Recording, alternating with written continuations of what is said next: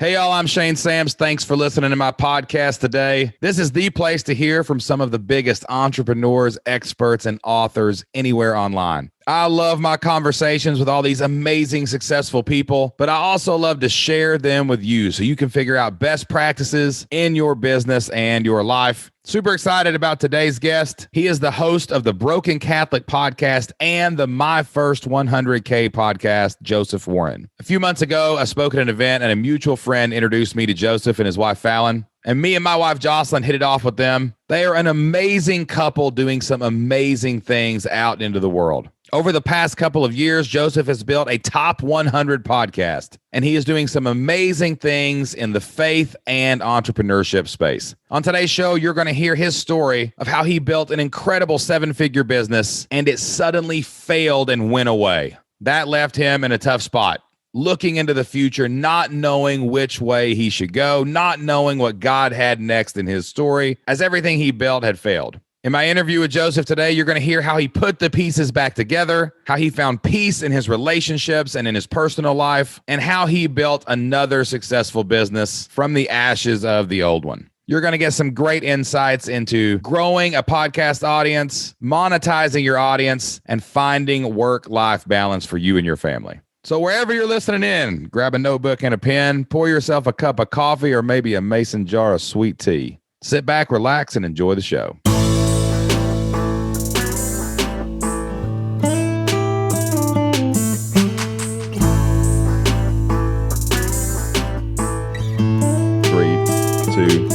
One, Joseph Warren. What are you doing, buddy? Shane, good morning. It's a happy day. It's a happy day. It is a good day. It is a very good day. Last I saw you, I was loading your suitcases into your trunk as your bag boy. Listen, it made me feel a little emasculated in front of my wife and children. I'll be real. I'm like, that looks a little heavy, man. Joe, come on. That was a little heavy. It had wheels, brother. It had wheels. How's the new baby? Baby is fantastic. So we had a little precious boy. His name is Asher, which means blessed, happy and blessed by God. That is amazing. So, it was a difficult birth, very horrific. His shoulder got stuck. Oh, gosh. On my wife's pelvic bone. So it's called shoulder dystocia. And it's like life or death for the baby situation.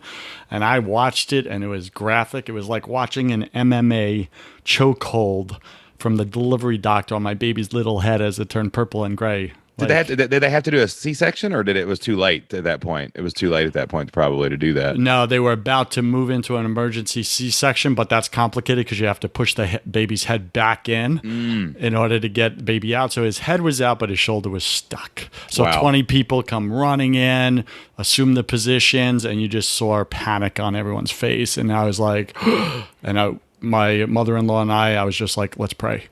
And I prayed a one-word prayer, God, mercy. Yeah. Mercy. And baby came out healthy and beautiful. So now, how many kids do you have? How many kids y'all got? He's my second. Yeah. Yeah. Gosh, man, that's heavy, dude. It's heavy, man. That is, that's one of those moments where you're like, not prepared for this one. Like, you got no choice but to turn it over. You know what I mean? So how are you and Jocelyn and the kids? How's your life? Busy, man. Chasing live events and trying to build teams, and kids are I tell you what's weird is kids, when you have to learn how to parent again like every 5 years. It's the most bizarre thing. Like, you figure out business or podcasting and that kind of stays the same for a while, right? Yeah. Like, they've been selling Q-tips since the 30s, right? Like their business model's pretty set in stone, But it's like, but man, like your kids, their emotions and their minds and everything and their wants and desires change. And like now I find myself like just this morning, major conflict. Like we've always took the kids to school all together, like all four of us, ever since we quit our jobs back in 2013. And it's been a really cool uniting thing for our family, right? But now like Anna Joe doesn't want to get there quite as early as Isaac. Isaac loves to eat breakfast at school with his buddies.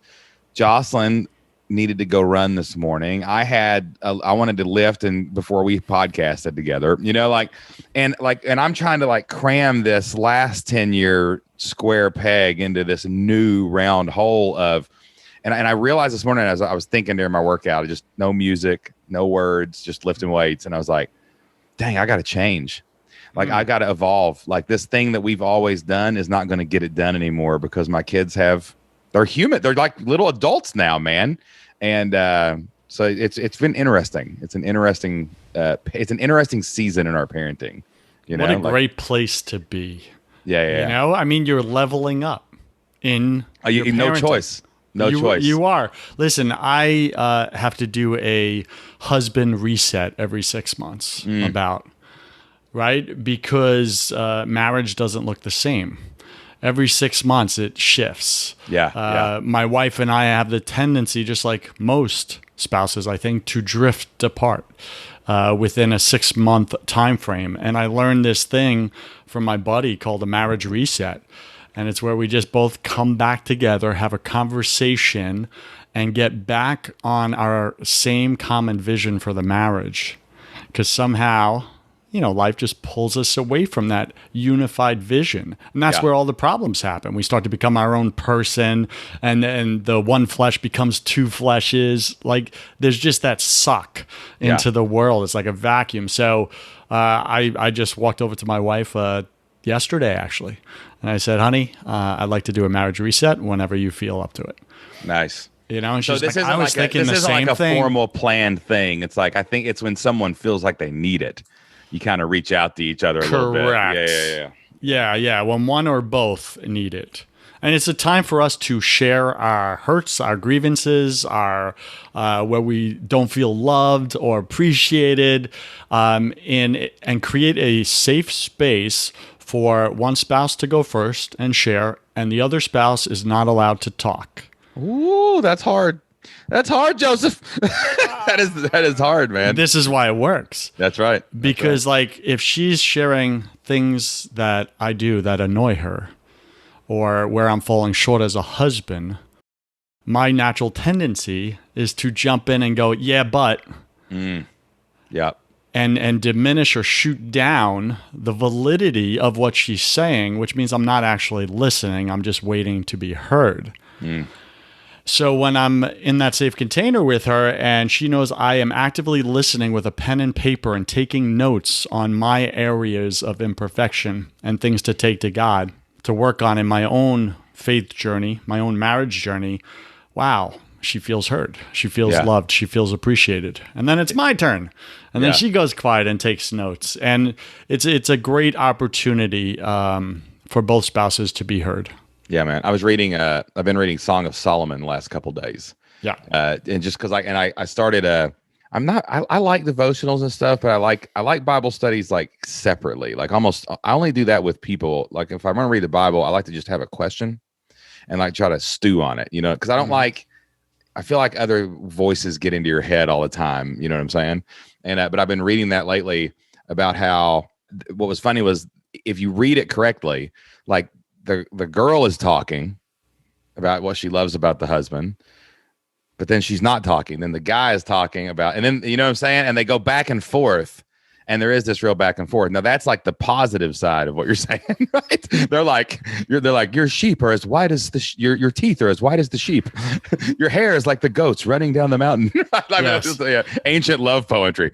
But like but it's funny, like it's so easy to do it in that sense. Like, tell me the good stuff, baby. But man, if you just shut up and listen. And it's really not even so you can do it for them. Like, it's not so you can get better for them. It's so you can get better for you.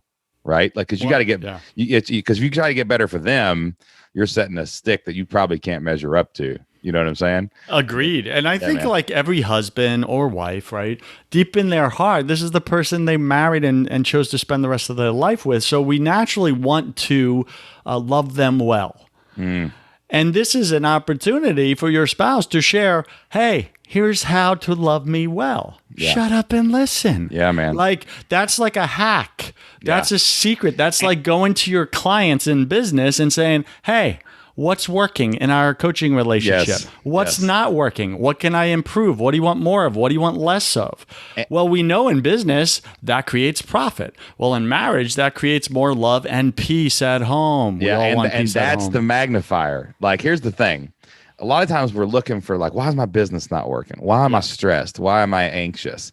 Well, it's probably because we're eating like crap and treating our spouse like junk. right? Like that's the real magnifier. Like the weeks that I have peace in my relationships with my kids, with my wife, or the weeks where I actually take care of myself, because sometimes I get this in my head, like other people will suffer if I take care of myself, and I gotta grind. I gotta take care of my business, gotta do all the stuff, But like, if you step back and do that foundational stuff like first, then your business thrives. It's a lot easier. You don't have to figure everything out because everything's just smooth, I love what you said about like we're over here like stuffing our face with just junky, nasty foods, just not taking care of ourselves, actually abusing our physical body. Well, there's a great indicator how you're doing as a spouse, right? However you're treating yourself right now, I guarantee you're treating your spouse worse and you don't even know it. And you're treating your kids worse. Because we always tend to treat ourselves best. Even if we play that other card like, oh, I just love people more than I love myself. I'm constantly giving. I'm serving. Yeah, which means you're running empty because you're not taking care of yourself, which means, in fact, you are giving your spouse and kids your leftovers or the last fumes in your tank. But you're pretending you're giving them your best because you're not actually taking care of yourself. Wrap the podcast. We're done. We are done. I've never heard anybody say that before. That makes me feel like, man, the way that's deep, dude. Like that's like, there's a lot of people in a car right now just pulled over, looking in the mirror, going, "What is wrong with you, you piece of trash?" No, like you're treating yourself like crap, and that means what are you treating your man? That's so good, dude. Yeah, that's really. I heard this thing the other day. I think I've said this on the podcast before, but like that right there, that reset, and also looking at how you're treating yourself, like as looking at you as the root cause of any of the troubles. I think is what that even digs into. That has to be constantly evaluated. Like you just don't figure it out. Like this guy was. Somebody asked this guy, "How long have you been married? I heard you were married 50 years." And he goes, No. I've been married 5 times, 10 years each. And he's like, "You've had 5 wives?" He's like, "No, 1 wife." But everything changes every 10 years. And I got to get to know her again. And I got to get to know me again. And I got to treat her different again. And same thing with your kids, right? You've raised 4 or 5 kids, really, because they change every 5 to 10 years. So about your marriage podcast. Oh, wait, no, that's not even what this is about. Okay. But I do that coaching with men. I mean, that's my right, one-on-one It's all part of high-level elite coaching, right? Is like we blow up the rocks that we have in our head that are keeping us from getting what we actually want in our relationships with our wife, with our kids, and with God. Yeah, man. And once we get that peace in those 3 areas, those 3 types of relationships, guess what? We show up like powerful, unstoppable forces in our business, and we attract more money. We make more money, which gives us even more peace. It's a win-win-win all across. So you have 2 podcasts, the Broken Catholic podcast, and your next, is it your best 100K, your next 100K, your first 100K? Your first 100K. Yeah, because that's where 100K. I believe 90% of entrepreneurs get stopped or quit. It's hard to get past that boundary, because like none of us are. Think how few people are actually taught you can make $100,000 in your life. Like every career except doctor or lawyer we're told we can be is supposed to be under $100,000. It's like we are not taught that we can go make that money. So which podcast came first? Oh, that's a good question. The chicken or the egg? So they actually both happened together, but really? I started Broken Catholic 1 month before your first 100K. Both of them I started over 3 years ago. I gotcha. And what were you doing before that? What were you doing before the podcast?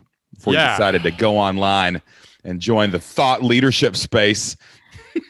Yeah, that was not an active decision, or an intentional decision. I just kind of happened to fall into it. But I was doing commercial real estate, right? So I had co-working spaces here in Tampa, Florida. I brought co-working to Tampa.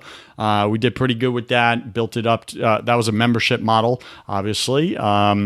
And we built that up to one of the top providers, definitely the first in Tampa. And I took market share from billion-dollar company like Regis, which was my local competitor. And I really enjoyed taking market share from them because I didn't like the way they were treating people. Was WeWork in there at the time? Were they coming? WeWork came after. We laid the groundwork here in Tampa, and then WeWork saw that Tampa could sustain a co-working model based on on my model. So then they're now here, and now all the big names are in Tampa. Yeah. So do you still own the co-working and do the real estate stuff, or is it kind of moved into the background? Yeah, so it was successfully acquired in 2019. Ah, nice. Yeah, and so I've gone through an acquisition successfully, so I know what that looks like. And there's a whole spiritual story behind that, and that could be another topic another day. But that was, I had prayed a really dangerous prayer to God, and I was very comfortable in that business. I had automated everything, so I was working 2 hours a week and collecting a nice paycheck. Had the team running 2 locations, hundreds of members. Clients included American Express, FedEx, Cisco, Uber. We launched Uber in Tampa. They held all their interviews at our space, etc. So we had the big dogs, and then we had hundreds of local entrepreneurs that we helped them make their first 6 figures through our real estate, through our co-working space. So that was an awesome opportunity, automated everything to that kind of like dream model. Yep. But I was dissatisfied. I felt empty. I was just partying and wasting money and hanging with girls, and just something was broken on the inside spiritually. So I prayed a dangerous prayer. God, I give you permission to remove anything that is blocking your plan for my life, and use force if necessary. That was the really dangerous, dumb, stupid part of the prayer. 2 weeks later, he literally forcefully started taking my business from me. Really? Yeah. Yeah. So what happened? Were you just losing customers? Was you running it wrong? Let me comment on one thing real quick. Sure. I also, Jocelyn and I together, it was not just one of us, but we built our first business, and when we quit our jobs, we had followed the 4-hour work week. I mean, we thought that was how you were supposed to do it. And I tell everybody this now. So we do the 4-hour work week. We go a year or two. We're not sure what's really happening. We just built this passive income membership business. It's just rolling online. We sell the business for a lot more than we ever thought we'd make as teachers. You know what I mean? Mm-hmm. And I tell you right now, the 4-hour work week years were the worst years of my business life, because it's not what we're supposed to do. We are not supposed to set it and forget it and focus on ourselves and only do things we love. And like, I get the mentality. I get the model. There is work-life balance. That's the real goal. Don't get me wrong. Right. But that does not look like the 4-hour work week. That doesn't even look like the 10-hour work week, to be honest with you. Whatever it is, like, you got to have that work-life balance, man. You're just empty and you're hollow and you're just sitting there all day bored, and you don't know, and you're not helping anybody. And like, you just lose all sense of purpose in your life when you get there. And I just encourage people now, like, don't find what you love to do 70 hours a week. Yeah. Don't try to get rid of everything and go down to the 4-hour work week, because you'll screw everything up if you do that. You know what I mean? Shane, your point is wisdom. However, nobody's going to listen to us. I know. They got to go through it. They got to go through it. Feel it. They got to figure it out themselves. Oh, that was the way you did it, Shane. That was the way you did it, Joseph. I got to figure it out. I'm going to do it different. You didn't do it the way I did it. Yeah. That's what it is. But listen, I always look, and this is not to discredit anyone, but I only listen. One of my rules for life, I only listen to or follow or spend time with people that I want to be like, or people that I want to have similar things that they have, right? So when I look at like a 4-hour work week model, I look to the author who wrote it. He works how many hours a day? It's not 4 hours. It ain't 4 hours. Tim Ferriss working more than 4 hours, you know? Yeah. I mean, he speaks about that. He's putting in 10 plus hours a day, 10 to 18 a day, kind of a workaholic, right? I get to coach those guys, right? Because now the rest of their life falls apart, the areas that matter, their relationships. And then you got like Gary Vee. Gary Vee, man, he's so cool for the millennials. Everyone loves him. He's just fire. He's awesome. But then he admits, I work 18-hour days. I will outwork every single one of you. Go ahead. Bring it on. My wife knows who she married. She knows I'm going to work 18 hours a day. She's cool with it. She's fine with it. I'm like, is she? I read two quotes from Gary. I read Crush It when I first started my online journey. I'm coming back to that question about what happened to your business too, but I swear. Okay. I write things down so I can remember after the tangents. But I read two quotes from Gary Vee. Now I don't know if he's lightened up or if he does seem like he's dedicating weekends to family more. He's starting to wise up a little bit. It's awesome. Like, you know what I'm saying? You know what I'm doing? I'm waiting for him to call me for coaching. That's right. Praying for him, man. I'm praying for you, Gary Vee. If you're listening to this, probably not. Don't care. But like, I read two quotes of him that made me stop following him. The first one was he was being interviewed in I think Entrepreneur, and he was reading the thing, and she was like, you know, what did you tell your wife when you get married? And he was talking about that, how she knew what she was getting into, and he said, I told my wife, if I have a meeting in Tokyo or my daughter has a recital, I'm probably going to be at the meeting in Tokyo. And I was like, never another word. Yep. I said, look, he says a lot of good things. I'm not saying he doesn't say some good things here and there, but here's the deal. If that's the foundation you're coming into this, until you figure that out, bro, I'm going to the recital. I'm not doing that. That's crazy. There's no opportunity bigger than your daughter's recital. There's just not. The second thing I heard him say that really turned me off from him, but that one was kind of the deal breaker. But the second thing I heard that made me question him was they said, what's your goal? And everybody knows of his famous goals, like he wants to buy the jets or whatever he does, right? That's fine. You got some material goals. But his one goal, he said, I want to have the longest, he goes, I want to have the biggest funeral they've ever seen. I want more people to be there than they've ever seen. And that really irked me, because I'm like, what a worldly goal. Like, do you not realize that you could have the biggest funeral ever, and a week later, 99% of those people would still forget you, and 100 years from now, nobody will know who you are? Like, that is not an eternal goal. That is not a significant goal. That is not an other-centered goal. Like maybe, you know, if you want to help 100,000 people, you should die and not even care if they remember who helped them. You just know they got there. You know what I mean? Like, and and I'm not trying to be high and mighty or anything, but like, those are the two quotes from Gary Vee that really turned me off of following him. I mean, I'm talking unfollow, not follow him anymore. Like, I'm just done with that. Like, I can't let that baggage seep into my brain. It's just two worldly goals, not family centered enough. And I just can't hang with that, man. You know what I'm saying? I completely get it. And it's so easy to see people that don't have their priorities aligned with their greater purpose or why they're here on the planet, or confuse it with that greater purpose. Oh, 100%. You know what I'm saying? Like, well, if I do my greater purpose, then I'll have the biggest funeral. That is not how it works, people. What are you talking about, man? That is not how you do it. What good is having the biggest funeral with the most people if your wife and kids don't show up? That's right, man. Because you abandon them emotionally, spiritually, mentally. And you don't even know it until later. Of course not. This is deathbed regrets, man. Deathbed confessions. That's what I actually sell. I sell peace on your deathbed.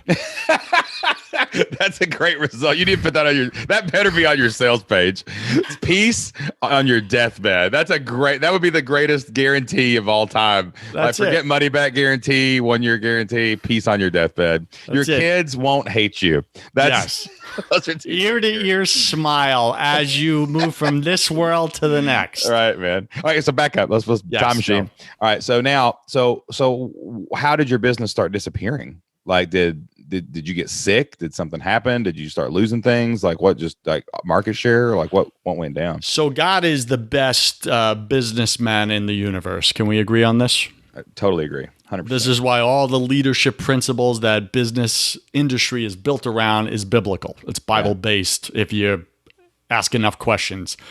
So God, in his wisdom, because his ways are mightier and bigger and higher than ours, and I didn't get them, 2 weeks after I prayed that stupid, dangerous prayer, God interrupted my life because he's the ultimate gentleman, and he waited for me to give him permission with my free will before he interfered with my misery. This is important. There's a lesson there. So 2 weeks later, the back end of my business, he takes. What did that look like? My 10 highest profitable clients, the big enterprise clients, etc., that were using space in my co-working spaces, all 10 of them gave notice, 30 days notice, simultaneously within the same week. Wow. How does that happen? Did we piss off 10 big clients without knowing it? Like, what is the math behind that? Like, it doesn't make any sense. So what do you do as a good business owner? You go and communicate with them. You're like, hey, what's going on? Why are you leaving? What can we do better? Is there something we dropped the ball? We'll make it right. What do we need to do? All 10 of them. Joseph, this has been an awesome, amazing experience. Your business did exactly what we needed it to do. It helped us level up and get to grow into our new space. We were waiting for, the building to be done, or we finally got to that place of team size, etc. And now we need something bigger, man. We're just booming. Thank you so much. This has been awesome. We're going to send referrals your way, etc. All 10 conversations, same echo. I was blown away. So I'm like, so there's nothing we could do to keep you? Nah, we're growing. We got to go. Yeah. They've graduated from what they needed. We did. We got them the exact result they paid for. It just turns out God accelerated the time clock for each of them and lined them all up, right? So my profit walked out the door. Wow. Now we're at almost break even, yeah? So the lower ticket other people created like the floor, like, okay, that pays the bills. They paid all the bills. And then the gravy came from these big ticket clients or bigger clients ticket. that you came in. Yeah, perfect. Exactly. So then within a week, I think that was like, 2 weeks later. And then like the following week, Shane, God shuts off the front end of my business. So we had done an amazing job with local Google search and SEO, local listings, geo-targeted, everything like that, right? So when you looked for co-working space or office rental or shared space in Tampa, we came up. We were number 1 or 2. We had the highest reviews. We had 2 to 3 times the amount of reviews, 5-star reviews, than any competitor, even close to us. So when people looked for, office rentals and they see Regis, a $1 billion brand, recognized name, but they have 40 5-star reviews, and then they say, who's this company Co-Creative with 120 5-star reviews? Curiosity, and we land the client, right? Better service, etc. So all of a sudden, our phone was ringing all the time from that SEO. It shut off. Our phones just stopped ringing the following week. And we're like, what happened? So I jump in online, right? And I check all our dials. Everything is dialed in exactly the way it was a week ago. It's all automated. The whole thing worked. Nobody touched anything. Why did it shut off? Why did the results shut down? Only a divine intervention, right? So now God shuts off the front end. Well, when you shut off the back end of a business, it's profit center, and the front end of a business, it's lead source. Yeah. It's over. It's over. Game over. Yeah. Did you move in the rankings or anything, or it's just all of a sudden there was a tipping point where that top result was getting all the calls and you were getting none of them, or there was no co-working, or it just happened at the same time? I reached out to my wise counsel, as the Bible says. I reached out to businessmen and women that were way smarter than me and said, here's the situation. What do you think? What should we do? They're like, this doesn't make any sense. Yeah. Like it literally makes no sense, and nobody could figure it out. Well, try doing this. I did it. Nothing. Try doing this. I did it. Nothing. Try doing this. So I tried to jump in and fix the business, because that's what I do. I'm a little control freak, just like the rest of us, right? Yeah, man. And I tried to turn on the faucet myself, and I couldn't. Everything I touched actually got worse. I remember that. Whenever I touched something, it crashed faster. And I eventually felt like a little kid getting his hand smacked by dad. Like, stop touching it. Yeah. I'm doing something, son. Yeah. You asked for me to do it. Yeah. So God forcefully took the business, put us in the red. I sold the business for pennies on the dollar. Who'd you sell? Did you sell it to Regis, or who'd you sell it to? I sold it to a local entrepreneur. Oh, sweet. Yeah, it was just, is it still there? Is the business still there? Oh, yeah. And here's what's hysterical and ridiculous about God, in my opinion. As I'm signing the paperwork, Shane, to let go of the baby that I raised, this business, and I'm selling it for pennies on the dollar, which hurt like such a punch in the gut, dude. because I knew what it was worth. That sucker was an automated ATM machine, but it didn't reflect it in the numbers for the past 2 to 3 months because of what God was doing over those 2 to 3 months. So this guy comes in and he's like, Joseph, why the drop? I said, can I be real? He's like, sure. And he wasn't a man of faith. I said, this is what happened. And I explained everything I just said to you. And I said, God's doing something, and somehow you're going to be the beneficiary of this golden ATM machine that I built. So if you want it, take it. If not, no big deal. And I had finally surrendered at that point, stopping God's will. And he signed. He got it. And that's what I was going to say. As I was signing the paperwork that week, the faucet turned back on, the front end, on its own, Shane. And the business hit record-breaking profits that I had never seen. In that business. You should have told him not to tell you about it. You should have been like, just if this works next week. Well, I still had access. I still had access to all the buy-in on the back end. Bro, it was so like humiliating and frustrating. And God, why? Why would you do it this way? Yeah. And then why would you show me like what the business could have done? Yeah. And I finally got the answer, Shane. Yeah. Were you married? Were you married at this time? Were you married? I was not. Ah, okay. So yeah. Were y'all dating? We were dating. Okay, gotcha. I was dating her and many other girls, which was part of the problem. Yeah. I hadn't surrendered to God certain areas of my life. And I remember I had told God, if you make this business successful, I will put you in charge of it. I'll make you the CEO and I'll let you run it. And I guide all our decisions. And I was not faithful in that promise. I made him the CEO, but I guided the decisions. So God took it because he's a jealous God. Yeah. And he took it in a way that left me feeling like I failed, even though it was a very successful business. And he did that to show he's in charge. Yeah. So now looking back in retrospect, I see what he did. I get the wisdom behind it. But man, going through it, I wept. Yeah. I wept as I signed over that business. Yeah. We call those moments in our lives catalysts. Mm-hmm. You know, it's like, God pouring two things together and a reaction happens. You know what I'm saying? Like something's going on. And like, it's funny, the older I get and the grayer hair I get, it's not falling out yet. So I'll take gray. Is that why the baseball cap? That's why the baseball cap's on, baby. Get the wings covered up. You know what I'm saying? In case it's on YouTube later, man. But I got the gray. I got my crown of glory blowing up on the sides, man. You know.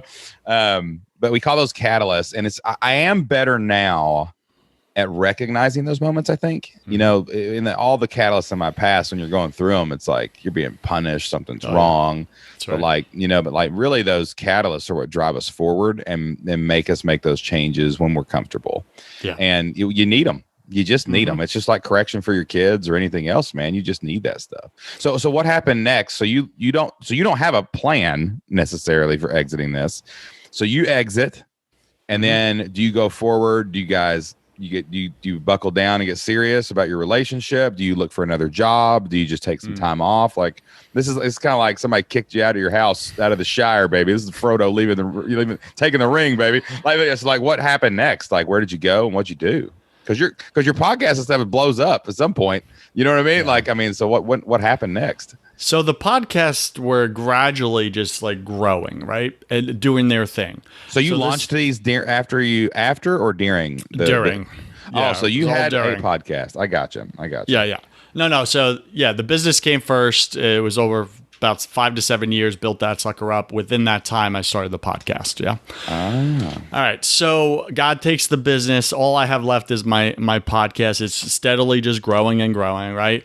But it wasn't monetizing yet, right? So both of them, or just both of them, right? Both of them. Okay. So I fit that profile of a Christian influencer who doesn't know how to monetize their large platform, right? Yep. Which you and I could speak offline what I'm about to start helping people with. That's right? That's exactly what we do. I know, sir. I know. Exactly. This is why you and I may or may not partner. You have an audience? Oh, well, let me show you how to make money off of that. It's so hilarious. And expand your mission.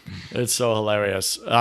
So fast forward, God did not give me the next step. He didn't show me the plan.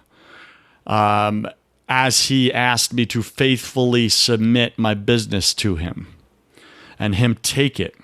And that's how God works. He requires the trust. He requires the act of faith, right? It's the obedience. Son, do you trust me even now? Now that I take this? Son, do you trust me even now that there's nothing in front of you? And you just sit there with this check. Right. This check for your business that it was worth so much more. It was enough to live on, right? So I wasn't in a dire straits or anything like that.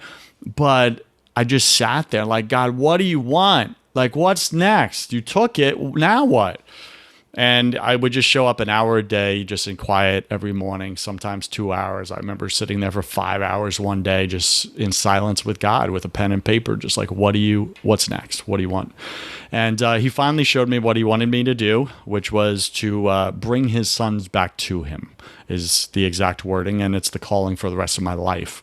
So that's my deeper why behind whatever I do. It's what I say yes to and what I say no to, based on, does it align to that calling? So bring my sons back to him. I'm like, who are they? Who are your sons? And I was like, what about your daughters? He's like, my daughters will soon follow. So I started, he put in front of me, like, start coaching men, helping them through what I just led you through.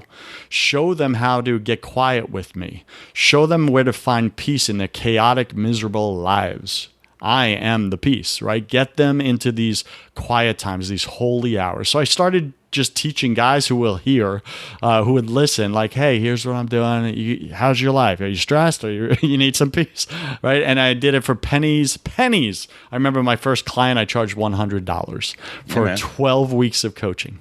12 weeks of coaching. That's like that's less than that's like $10 a week.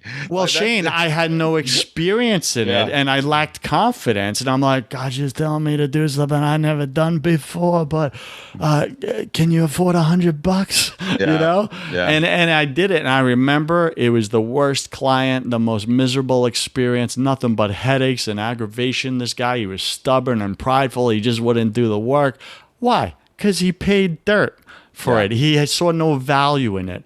And now I'm up to 5 figures plus for my coaching, same package, same 12 weeks, except now it's like I'm refined. I'm excellent at what I do and getting the results for my clients, 100% success rate. So I could charge a high ticket for that. But I had to start with very humble means and build my confidence and get the bugs out of my own coaching process, because I had no process, and figure out what is my process. What are the specific steps God led me through to transform the selfish, egotistical man that I was, living in a man's body, into this godly man he's calling me to be? And how do I walk other men through that are willing and want it now? Yeah. How long did that refinement take? This is something interesting for coaching, like, because it is like you can take a course and get certified to be a coach in 1,000 different ways, but like you do have to eventually figure out your process, and it's usually based on something you've went through. So you have the one bad client. Like how many clients did it take you? How long did it take? A year? Did it take a little, like, to refine that process for people? Yeah, so it was 1 to 2 years. Yeah, man. And everybody listen to that, breaking the fourth wall here for a second. All you people want to be coaches out there. This ain't like, I'm a coach, I'll charge $10,000. I'm going to charge what I'm worth. No, you won't. You will charge what your value you deliver is.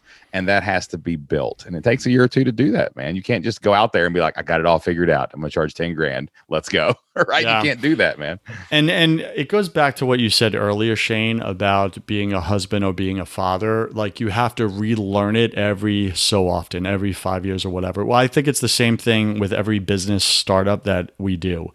So I've had 12 businesses in my lifetime. 10 of them were miserable failures. Yeah. 2 of them were successful. Yeah. My first one, we did $2 million in 12 months right out the gate. I had the right partners, the right model, the right customers, and we just took off, and we built that into multiple cities, 2 million in every city, etc. So it did great with that. And then I had the co-working business 11 businesses later, right? After 10 miserable failures and frustrations and disappointments. Alex, do you know who Alex Hormozy is? You ever heard of him? I do not. He wrote a great book. It's called $100 Million Offers. And it's a great book. You should read that book. Like, it's excellent.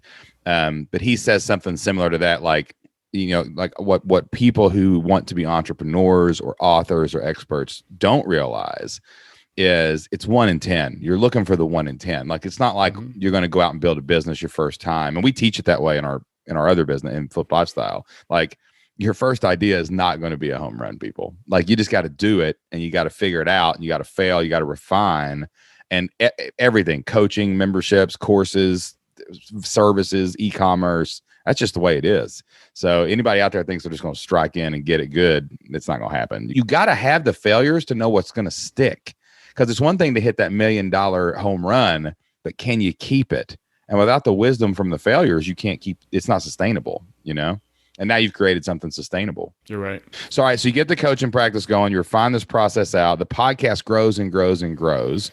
You eventually get married, right? You pull 2019. 20. Oh, so you guys have only been married 2 years? I didn't know that. I thought y'all been married a little bit longer than that. I know. We look like lovebirds. You're still on the hunt. It's all those resets. We still have the glow, man. Yeah, I've only caught you after a reset. That's what's happened. That's why you're always looking so good.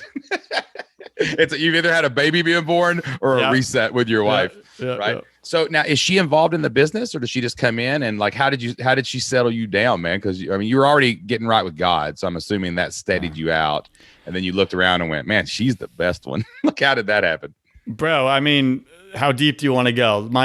People tell me my life looks like a movie, and I don't intend it that way. I just take risk. I'm dumb. I go all in with things, and I make really poor decisions, and then I have epic fails, and then God scrapes me off the bottom and picks me up. So my relationships, I've had multiple failed businesses and multiple failed relationships. My whole life was actually just a record of broken relationships. All of it. I really never had any successful relationships, especially romantic relationships. So when my wife Fallon came along, I was out dating multiple girls, not to glorify the sins I was doing, but it's what's so. And I decided that dating one girl at a time, the math didn't work out for me anymore because I was getting older and I wanted to start a family and have kids, even though I knew I had a lot to work on in myself. So I was like, well, let me think of like a business. Okay, who's my ideal avatar for dating? How am I going to, what's the clothes I'm going to use? For sure. Listen, and I created that profile of who that woman was, my future wife, and the deal breakers, and the nice to haves, etc., just like you would with your ideal client. And I said, okay, I've been dating on average, I've been in relationships, romantic relationships for about a year to a year and a half before I find out they're not the one for me. And then I exit and I have to start all over. Well, at this pace, it's not looking good. Like I'm turning 40, right? I was turning 40 and I was like, I got to accelerate the math on this because it doesn't work. So I did. And I said, okay, you know what? I'm going to date multiple girls simultaneously. For all you ladies out there listening, I apologize. I mean it from my heart. I truly apologize because you are God's precious daughters and I used you for my own selfish gain. And I was just out getting what I thought was mine and what the world told me would satisfy me. And it didn't. And I hurt a lot of people. And I hurt myself too. I was treating myself worse than I was treating, I was treating them worse than I was treating myself, but acting like it was the opposite, right? Yeah. And I was honest with or transparent with all of them that, hey, you're not the only one. I'm dating multiple girls right now. And I told them straight out, here's why. Here's the math. Here's what I want. And I was just I didn't care at that point. I wasn't there trying to impress. Well, it turns out that full transparency actually attracted more of them. Go figure. So I was dating 5 girlfriends simultaneously for 2 years. and just living the life. And that is when God brought Fallon in. And I remember she was the oddball. She stood out. My future wife, or my current wife, right? My only wife. I got tongue-tied there. Sorry. Right, that's right. So Fallon, God brings in, and I remember there was something about her that was different than the rest of the girls I was dating. And Shane, it was like I saw her as like something was wrong with her. She was very plain. She was boring. She didn't excite me. She was very attractive, but she didn't excite me the way the other girls did. And I remember a buddy of mine called me out on it, and because I was complaining like we do to our friends, but I wasn't doing anything about it, and like we do with our friends. And I said to him, dude, like, I don't know what's going on. I'm trying to find the right girl. I'm trying to do what's right. I want to get married. I want to have kids. I'm over 40. Like, what's your advice? You're married, right? Like, what do you do? He goes, dude, you know what your problem is? I go, no, what? What's my problem? He goes, your picker's effed up. I said, my what? He goes, your picker.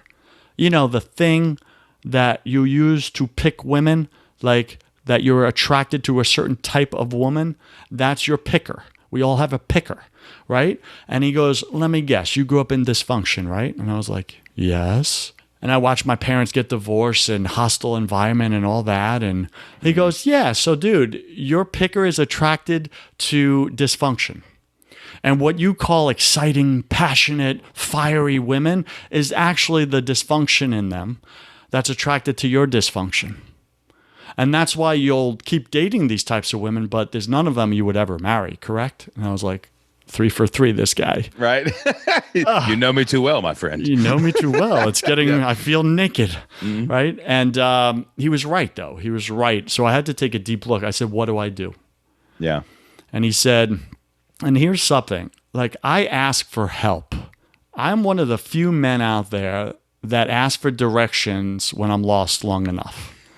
Okay? I'm not that, I'm prideful like a mofo, but I also being lost more. I also like right. what works. That's right. That's right. Show me what works, even if it makes me wrong. I just want what works. I want the result, the outcome, right? So I asked him for help. What do I do? And he said, is there any girl in your life within your little pool here of dating that is the complete opposite of everyone else, the rest? And maybe she's boring or plain or earthy. He used these terms. And I was like, oh, that's Fallon. Yeah. And he goes, that's the girl you marry. Yeah. Don't trust your picker. It comes from dysfunction. All it knows is dysfunction, and it's the only thing it will ever be attracted to. Choose the exact opposite. Choose the girl who's emotionally healthy, which you describe as negative or boring or plain or earthy. No, she's actually emotionally healthy. But your picker doesn't recognize it. Choose her, and you will be happy the rest of your life. And I sat with that, and he's like, dude, just give her a shot. Cut off all the rest and date her exclusively. And look for those wifely qualities. If she's not the one, okay. You owe this guy some money, man. You owe this guy some cash because you got a good wife, man. No joke. And he wasn't even a believer. You better put him in the will. He's in the will. Listen, he might not be in the good. He might not be in the good Lord's book, but he needs to be in yours. If you know what I'm saying. God uses any instrument available to reach his sons and daughters, right? So that was one of the best decisions I ever made in my life. I didn't trust my picker. I did the exact opposite, married Fallon, and what an incredible wife and mother. Yeah, man. It's amazing. Yeah. So let me talk about the podcast real quick. Like, okay, so tell me about Broken Catholic. What is that? It's called Broken Catholic, but it's clearly for all Christians. Because I've when you read it, it talks about Protestants, Christians, Catholics, everything. Like, what is Broken Catholic? Like, and then, I mean, the other one's pretty self-explanatory. My first 100K, but we can talk about that one too. But like, what is Broken Catholic all about? Sure. So, Broken Catholic, #1 podcast on iTunes for Protestants and Catholics. Okay. I believe that we all worship the same God. We just do it a little differently. Yep. And that is not an excuse to fight each other, make each other wrong, or condemn each other just because we're all little spoiled brats living in the Father's house, yelling at each other from room to room because we have different wall color on our rooms. Like Or it's the illogical. Or the carpet is different, Yeah. or you decorate different than I decorate. So You're playing therefore- guitar, I'm playing cymbals. What are Yeah. you talking about? That's ridiculous. That's exactly it, right? And meanwhile, this is a tool of the enemy. I truly believe this. He keeps us all distracted and divided so that we're not watching him outside the Father's house, taking up land, taking up territory, and creating a future for our children that is shameful for us. Yeah. To not be out fighting against him, right? But he has us distracted and divided. So on this show, I unify Protestants and Catholics. The way I find unification is in our common struggles, our human struggles. We're all the same in our brokenness, hence the name Broken Catholic. And I share witness talks, spiritual journeys. Where has God brought you? Out of brokenness into just this beautiful place you're in, or what are you struggling with right now? Where have you cooperated with God's plan? Where have you resisted? What does God have next for you? And it turns out Protestants and Catholics alike are identical. Okay, yeah. And I believe, imagine, Shane, if 120 million, approximately 120 million Protestants and Catholics in the United States all pointed in the same direction and faced the enemy and went forward and attacked. Yeah. We would shift laws back to one nation under God, where only God's law would rule this land again. All the problems come from that. Everything we're seeing, the chaos, is because we turned away from our Father's laws. Yeah. And he says, how do I bring you back? How do I save your land? Turn to me and repent, and I will come and save your land. So you have Protestants and Catholics on the show. It's just these are just God stories, basically. Oh yeah, from all backgrounds, all faiths, all whatever. You know what I mean? My last this week, I just had a megachurch pastor, Samuel Rodriguez. He has been advisor to the last 3 presidents. He's one of the top pastors in the world right now, in the Hispanic community. So I bring on the top, and he's evangelical, I want to say. I bring on the top Protestant influencers, the top Catholic influencers, and we talk about real life struggles and how much we need God, and then how to get to him. Interesting. That's fascinating. Yeah, I've never heard of a podcast like the only other podcast I've heard like that is you ever listen to Unbelievable? You ever listen to that podcast? It's a guy in Great Britain. And he will have atheists and Christians on, but it's to talk. It's to debate a little bit, but it's kind of also to figure out common ground. What are we all going through? So I was just invited on to be a guest on another podcast. A guy I knew. I actually met him at the same podcast conference where I started my podcast. Came up with the name, all that jazz, 3+ years ago. And he reached out to me. He goes, Joseph, my show I've been doing now for a year or so. It's called Atheist and Miracles. And we bring on, Christians, and we bring on atheists, and we talk about, these types of things. And it can get a little confrontational, hostile, even yelling at each other. All that. I don't love that at all. But he was like, I was thinking, we have never had a Catholic on this show. Ah, and when I thought of Catholics, I thought of Joseph Warren, Broken Catholic. Yeah. Can you come on the show and just tell us what Catholics actually believe, just in case we're wrong? Yeah. Isn't that funny, though? That's such a good statement because... It was beautiful, Shane. It's why I love podcasting in general. Because I love podcasting in general because I have learned, here's some gray-haired wisdom for you again, expectations and assumptions are the only things that cause conflict. That's it. If you can get all your expectations, and the only way you do, assumptions happen in your brain. Yes. Expectations happen out loud. Yes. And you have to talk to people out loud. That's why podcasting is the perfect format for something like what you're doing, what I'm doing, what anybody's doing, because we get all the expectations out. Like, I know you better now, you know me better now, and I'm sure that you'll know that guy better now, and that people will know Catholics better after you say it out loud, because the expectations are presented, and now I don't have to assume I think what the Catholic guy means or whatever, Well said. And at the end of the show, I asked him, and he was on with his co-host, who's a Protestant pastor, and they were just so gracious. They created the space for me to answer their questions, right? Like, hey, Joseph, when you die, that was one of the questions. When you're 80 years old and you die and you breathe your last, where are you going? And I was like, well, I'll save it for the show. You could go look up the episode. Good loop. Good way to open that loop there. Thank you. Thank you. Excellent copywriting skills. Right Thank you, sir. Excellent copywriting. But I remember I asked him after. He said, Joseph, thank you for being on the show. Like, I had a lot of assumptions about Catholics, and you really cleared up some of those assumptions. And I said, if you don't mind me asking, what assumptions did you have about Catholics that have now changed by the end of this conversation? And he goes, well, to be real, I thought Catholics were just a bunch of wussy rule followers trying to work their way into salvation. And I was like, got it. And what do you believe now? And he goes, well, I believe that there are Catholics like you and others that really do have a real relationship with Jesus and love him and are working, right? Not working, works, but are actively pursuing him.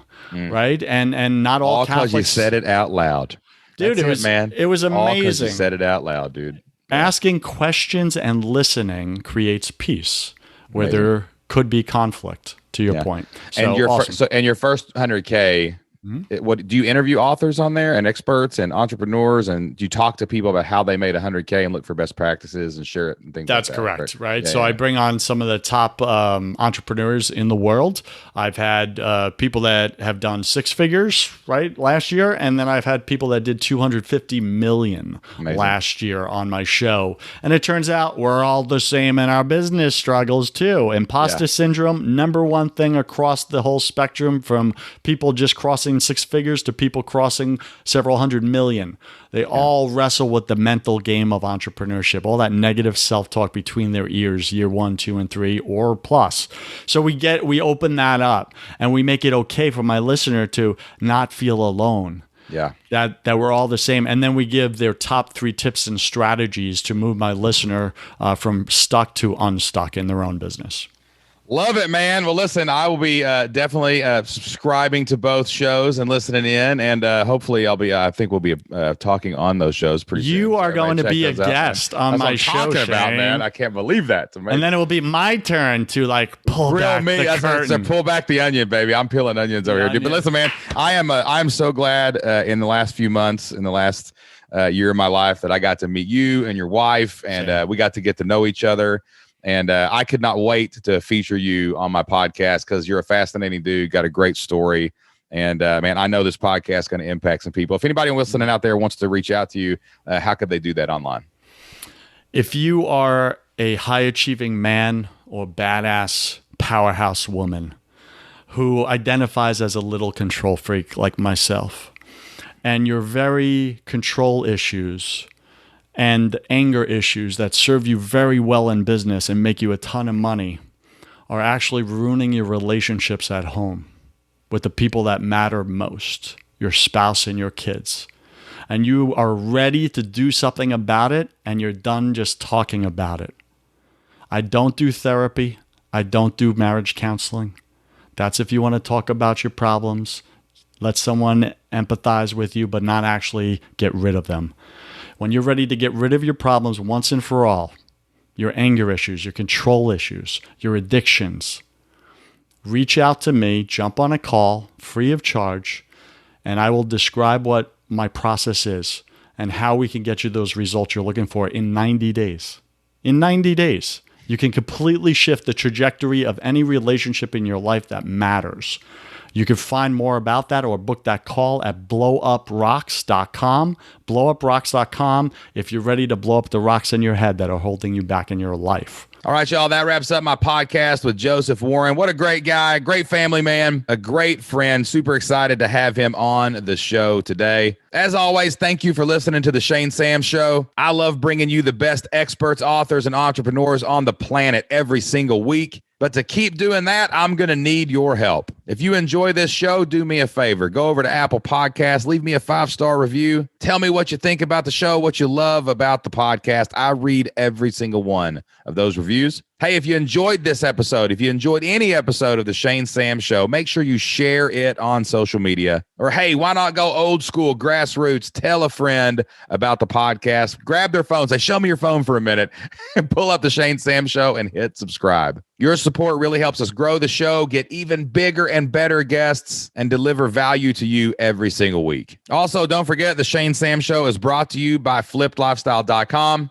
If you would like to start, build, and grow an online business, make your entire income from home, that's exactly what we teach over at flippedlifestyle.com. We are a family-focused brand. We pursue excellence, we pursue work-life balance, but hey, we want you to make a great income too. To learn more about Flipped Lifestyle, head over to flippedlifestyle.com/flipyourlife. That's FLIPPED lifestyle.com/flipyourlife. We would love to help you start, build, and grow an online business today. That's all the time I have for this Shane Sam Show. Thank you so much for listening. Until next time, be consistent, be prolific, be relentless. Pick up your stone, cast it out upon the waters, and cause many ripples. We'll see you then.